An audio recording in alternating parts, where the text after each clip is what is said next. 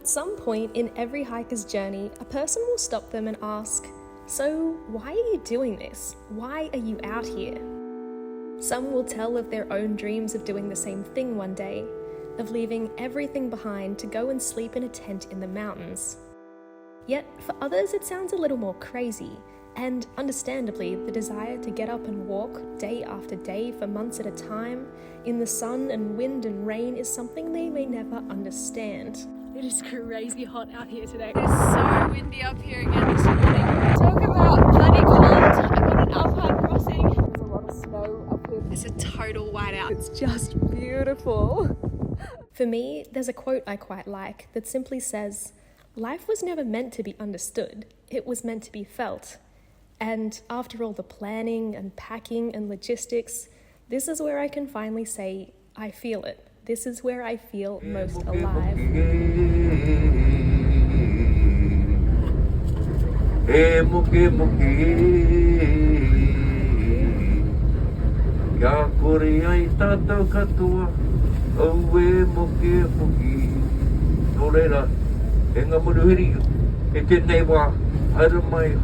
Haramai ki tēnei wahita. E ngā tupuna haramai e nai nei ki te whakarongo ki te kōrero o Te Araroa nui ki rātou. Tō reira, tēnā koutou, tēnā koutou, tēnā koutou. 100 meters down, 3,000 kilometers to go, I have officially started my walk on Te Araroa.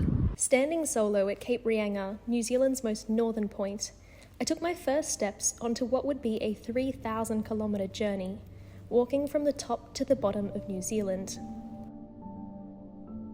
I'd like to say this was a journey I'd planned thoroughly and knew what I was walking into, but I'd never been much of a planner, and it hadn't been more than a few weeks since I'd actually committed to the trail and booked my flight over from Australia. I wasn't really concerned with my ability to walk it after walking many others, but this was much longer than anything I'd taken on before.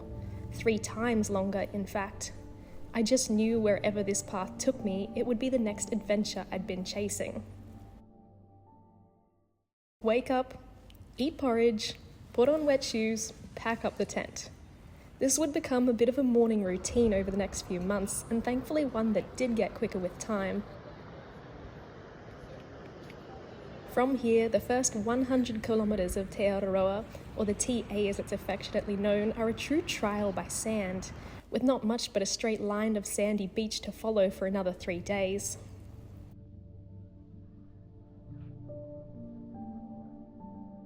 I had started in late October of 2024, seemingly right in the peak of the hiking season, and was surprised to be surrounded by so many other through hikers, all hopeful to make the journey right down to Bluff.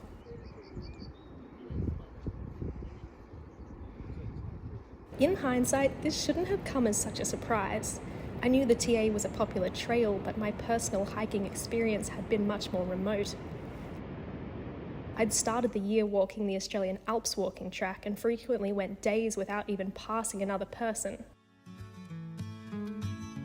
I greatly enjoyed the space out there. Golden sky lights the way.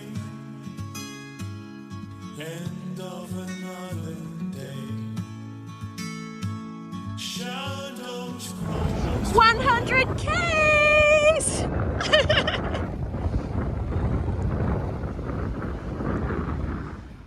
At the 100 kilometre mark, I reached my first trail town, Kaitaia.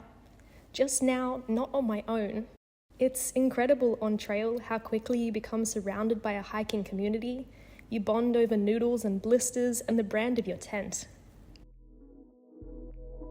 But just as quickly as you come together, you move apart, and at different paces I carried on inland to learn the art of resupplying and repacking in a supermarket car park before making my way back onto the trail. Beyond the sandy welcome of the TA, hikers push south into the Northland forests. A series of thick green trails, known for some of the highest peaks in Northland, but unfortunately more so for being notoriously muddy regardless of the weather. Whilst the track itself left a bit to be desired, the forest did not. for the first time in days, providing me the opportunity to just be on my own in the bush. Pack full with new treats and food and a beautiful sunset over the ridge.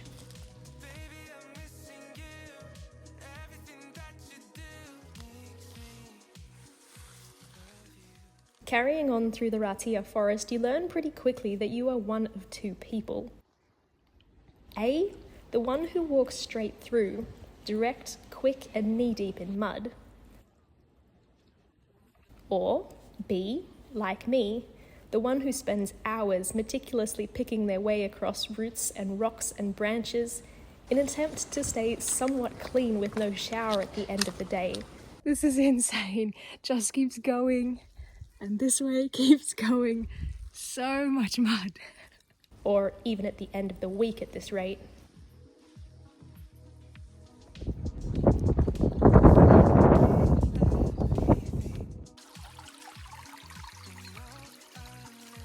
Drinking from creeks, walking on roads and following farmland, I arrived with a new crew to the Puketi forest.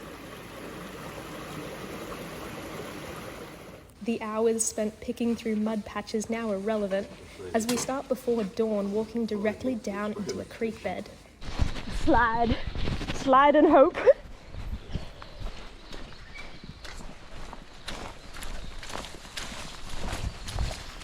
No trail, just riverbed and soaked shoes as we raced the incoming afternoon storm and the rising river levels it was set to bring.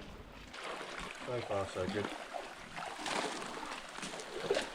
Despite the odds, I adored this section of trail. It felt so wild and untouched, so full of wildlife.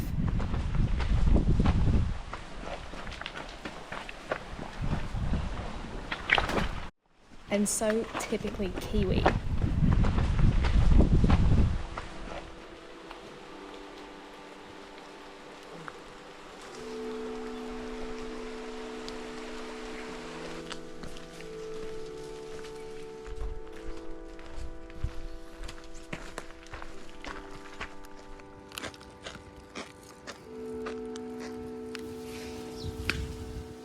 Safely out and bunkered down in my tent, the storm rolled over, bringing a beautiful day and along with it the one road out to town and the mismatched group of blokes that would soon become my trail family.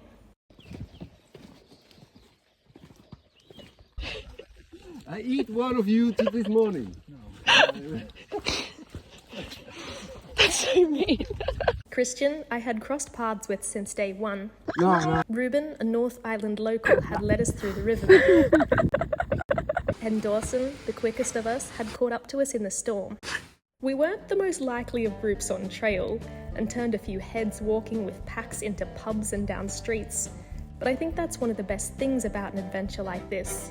It doesn't have to make sense, you just have to feel it.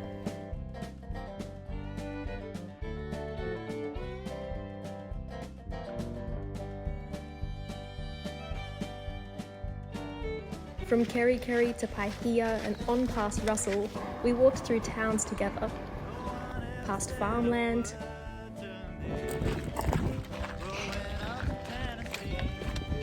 and followed the coast.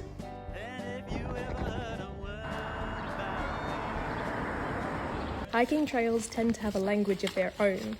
Out here we'd call someone an EFI if they were set on walking every effing inch of the way, or a purist if they would refuse an alternative route or lift.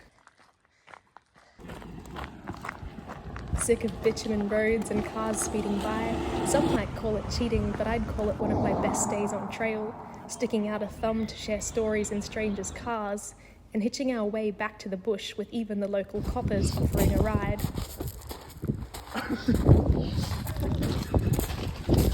Now arriving at camp much earlier than intended, we split the crew in two, again moving at different paces but promising to meet back up. We hitched our way onto an NZ post van, delivering along the route, and pitching our tents in a local's backyard, sheltering from yet another afternoon storm by the sea and playing cards in an old caravan. I had set out thinking I'd walk the whole way. In fact, I'd planned on doing it alone. But after so many solo trips, it was nice to find someone with even less of a trail plan and down for even more of an adventure. So with that, we set out to make our own. They're so cute. They're so unfazed. Go little guys!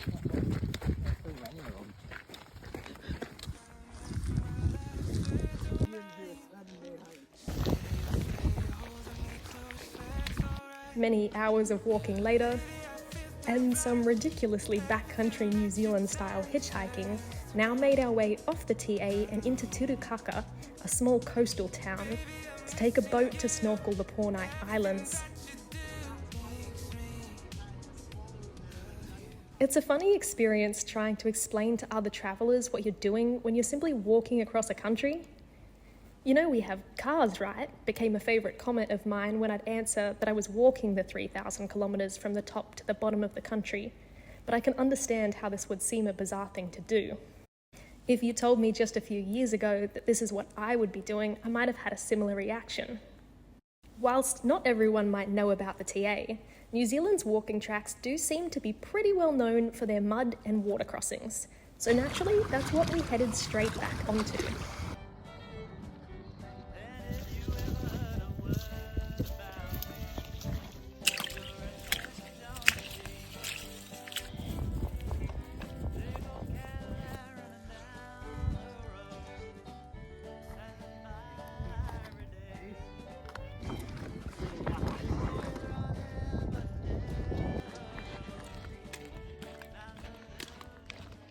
Heading now for Whangarei heads along the most beautiful stretch of beach and farmland to again pitch a tent under the stars. Sunset dreams in your eyes. Every fear now flies. We rise into the night skies.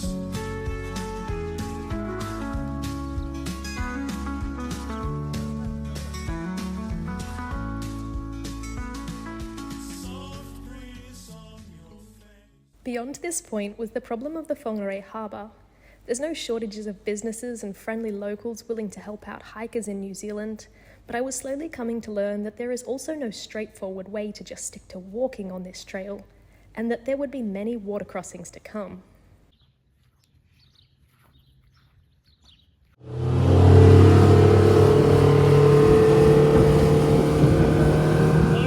With a water taxi and my trail family reunited, we were now 400 kilometres deep in our hike. Spirits were high, weather was good, and the moral support was much appreciated, as I may well have been sitting in the middle of a gravel road for twice as long if we didn't now have a plan to smash out the remaining 200 kilometres down to Auckland, to the city, and to take another side trip and a bit of a trail holiday exploring Waiheke Island.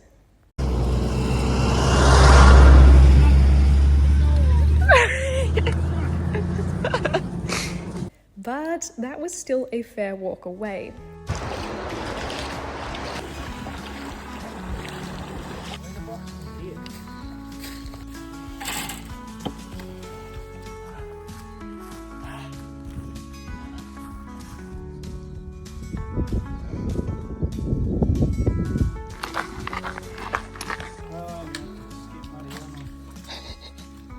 Do it. Oh.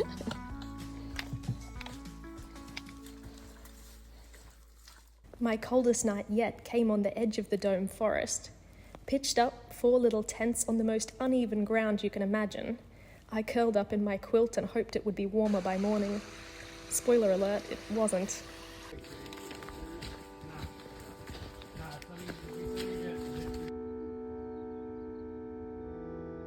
We made it 500 Ks!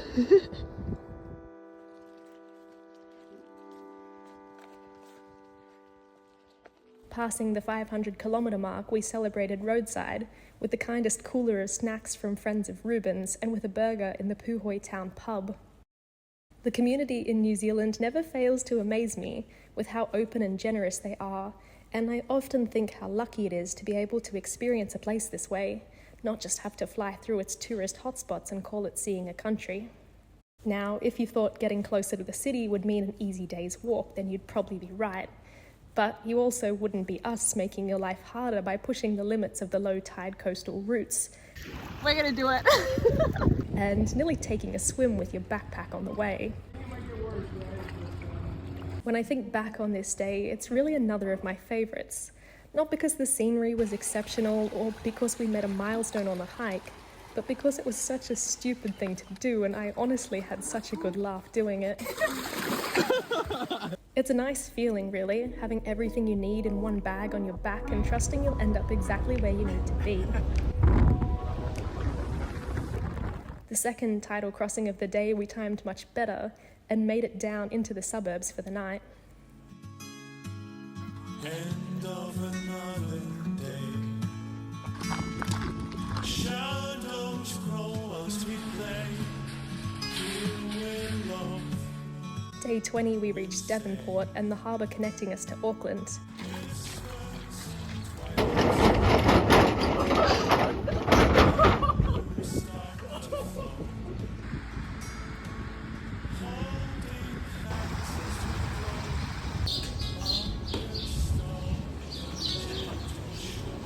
Taking the ferry east of the city, we spent the next 2 days relaxing in the sunshine of the beautiful Waiheke Island.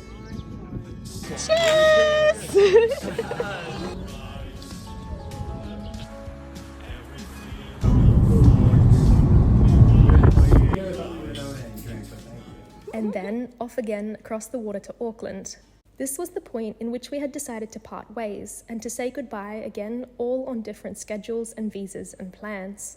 It was a bit of an odd feeling, having spent 3 weeks walking back to where I'd flown into the country, and whilst I sat teary-eyed in a city park after saying goodbye, it was a nice thought to know that again, just like after my first 100 kilometres of trail, I had met the most beautiful and funniest and kindest people to share in what really is one of the great adventures of a lifetime.